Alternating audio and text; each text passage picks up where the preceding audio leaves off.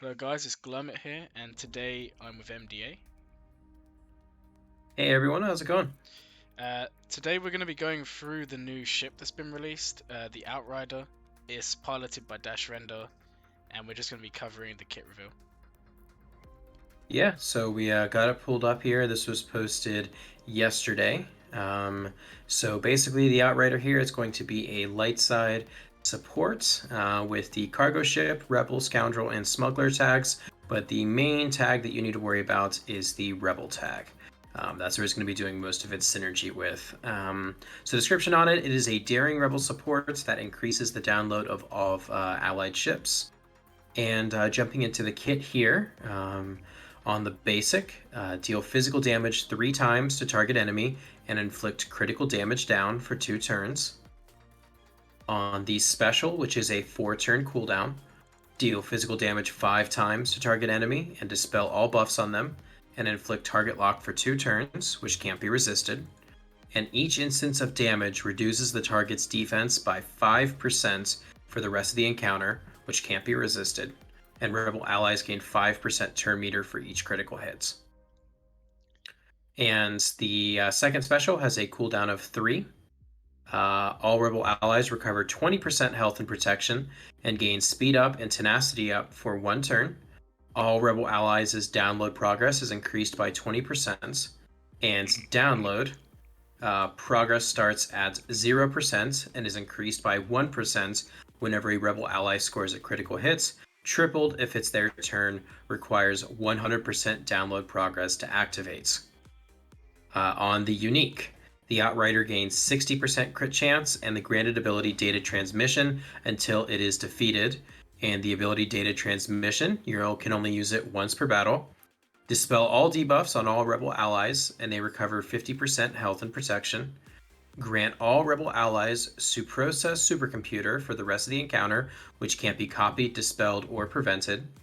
And Suprosa supercomputer, basically that buff, you will gain 100% critical chance and additional bonuses based on the ship's roll. Attackers at the start of their turn will dispel stealth and taunt from all enemies and inflict defense down for 1 turn on a random enemy. For tanks, all rebel allies recover 10% health and protection whenever this ship receives damage, and supports at the start of the turn inflict target lock for 2 turns and remove 20% turn meter from a random enemy. And the reinforcement ability, all rebel allies gain 20% download progress for each rebel reinforcement called in by the allied rebel capital ship this encounter. Outrider gains critical damage up for 1 turn. Okay, that's quite a lot to take in. It's quite Mm-hmm. a detailed kit. The first thing I kind of want to pick up on is Dash's ship is very similar to his actual kit, in the Yeah. sense that he's giving other characters based on their role.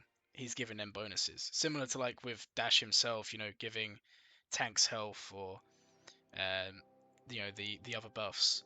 He's doing it with the ships. I think the first thing to kind of think about with this ship is it going to be a starting lineup for the rebels? And if so, who would it replace? Like, what do you think there? So we do actually have all the stats for the ships here today.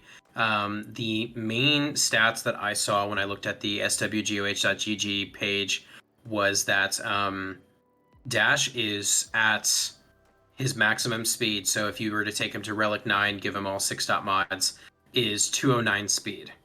That is faster than Biston. Biston, I believe, will max out at I believe 203 with his Yes. unique. He's at 203. So and also there's only a few ships that are faster than the Outriders. Pretty much all the first order ships or majority of the first order ships be faster, but I don't think you're really taking Rebels versus First Order. So pretty much the Outrider is going to be the fastest ship in the game, and I would say it's probably going to replace Biston, especially since um, on this ability here, the special, where you are granting 5% turn meter for each critical hits. So in the unique, Outrider gains 60% critical chance. It has 30% already Yeah. to begin with. So I would say pretty much you are feeding 25% turn meter on turn 1, which I think now takes the need for Biston away. Um, Do you not but think Biston would be better off as a sub instead of some of the other rebel ships? Like, you know, I don't know. because the way I kind of see it is like, and I know this is a kind of criticism of this ship coming out, is Rebel's fleet is one of the only ones that's kind of already built up in a way. Yeah, Now this ship, like you said, is so fast. You would be, I think it's the wrong decision not to invest in this ship based on what we can see. Obviously, we would have to wait for testing. But I do think, yeah, I think it replaced Biston in the starting lineup. But I think Biston will still remain in the fleet in some form. in some form, yeah, because Yeah, his yeah, his turn meter gains and his damage is just too valuable. Now, I have seen a couple things. go on. So first theory is that, so obviously we know that 5 new marquees are coming, Yep. and this is the first one. A lot of people are thinking that um, we're going to get all of these Star Killer requirements are going to get ships, and that those marquees are going to be the ships coming with it. So one of them being Kyle Katarn, Yeah. being the next one. Kyle has a ship as well. Kyle would be a rebel. We're getting another rebel ship. I believe that means that we would be due for another rebel capital ship, and Yeah. we might see a break in which ships go where. I think that makes sense. I can definitely Because we see that. now have, I believe, 9 rebel ships. Yeah. Because we had 8, because there's always one left over. Now we have 9. I think there's no reason why rebels. Yeah. I think that's the move here, and especially the wording here is what caught me off guard on the developer insights. Yeah. And this ship enable Home 1 specifically can enable a Home 1 led fleet to one-shot the Executor. Mm. So I think that is the key, that's the kind of the key to look at. Well, it kind of what you're saying kind of goes on something that I've been thinking for a while. Like, for example, Galactic Republic, we've got Mace, we've got GK. Empire, you got Thrawn, you got Tarkin. I kind of feel like they're trying to bring out multiple capital ships for the same faction. Now, I don't necessarily think we're ever going to get to the point where each capital ship has, its own fleet. But I think we're going to get to the point where you decide which capital ship to pick based on the battle. I think that's kind of the route they're going down. Or even like you have your one starter fleet, so like everyone starts with Akbar, Endurance, and the Executrix, but then as you progress throughout the game, you will go from the Endurance to the Negotiator, from the Executrix to Chimera, and then if we get another Rebel capital ship, maybe that's the one that goes up. It's to be seen. But I definitely think this ship has a lot of promise. For those of you that don't know, it is a 4-star unlock. It's not like the previous 2 ships that came out. It's going to be Cantina Farm, which is really good news for a lot of people. If you do 3 refreshes a day, there's no reason why you shouldn't be able to unlock it. It'll be quite close. For reference, on my account, for the Resistance ship, I did 3 refreshes every day, and I think I was 20 shards over 4 stars. And for the First Order, I was about 10 shards. So I hit it both times.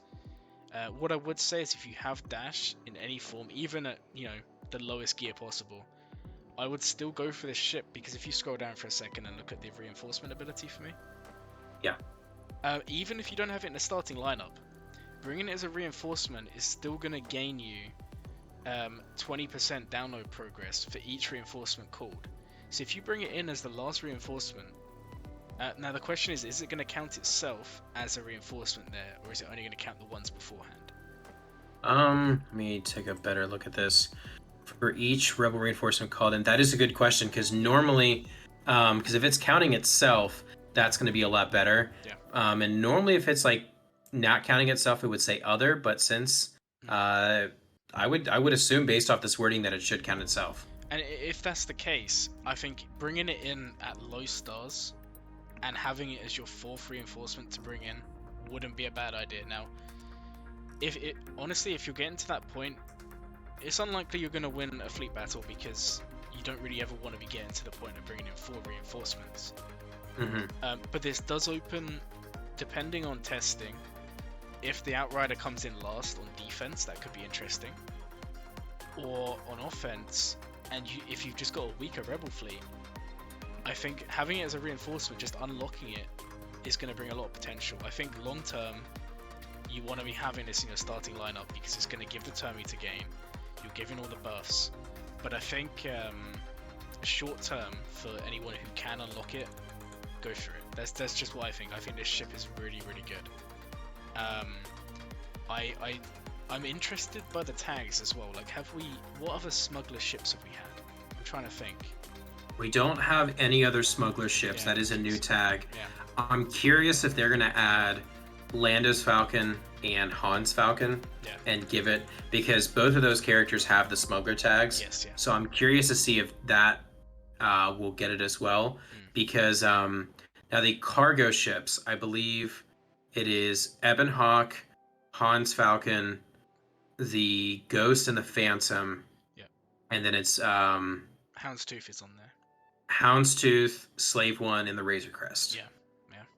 Which again raises questions: are we going to see some sort of synergy with cargo ships at some point? Yeah, I know. I believe the Ebon Hawk has specific cargo ship synergies, but I don't think anything else does. Yeah. But no, I mean, overall, I'm really, really hyped for this kit. I think it becomes available on the 8th, so in 2 days. Yes, about 2 days, yeah. And I'm definitely going to be at least 4-starring it, hopefully 5 or 6-starring it. And honestly, anyone who's watching, I would go for this. I think it's going to be a game changer, especially with the fact you now need, if you're in Kyber, you now need 3 fleets on defense and 3 fleets on offense. Even just unlocking this and putting it in a rubbish rebel fleet, if it does turn out that it counts itself on the reinforcement, it looks like the sort of ship that could take an average fleet to a very good one. So yeah, do you have anything else to add to this? I don't think so. I think the big thing that when we were first looking at the kit yesterday was what's the speed going to be? Is it going to be faster than Biston? I think now that it's faster than Biston, this is a better rebel ship overall. Yeah. And I'm curious, just based off testing, if this is going to replace Biston, how the rebel fleet's going to shake up. Just because if this also, I'm also curious to see if this can beat the Executor. Because as of right now, I don't think this is helping the current rebel fleet, beat anything that they can't already beat. Yeah. So we'll just see. But at the end of the day, it's a good ship, and maybe there'll be some bigger plans for this ship and the rebel ship faction, and maybe there won't be. But that's to be seen. What is nice is that we've had 3 ships released lately, and each ship has been for a different faction. So I'm hoping that continues. Anyway, that's where we're going to end this. So thank you everyone for watching, and we'll see you next time.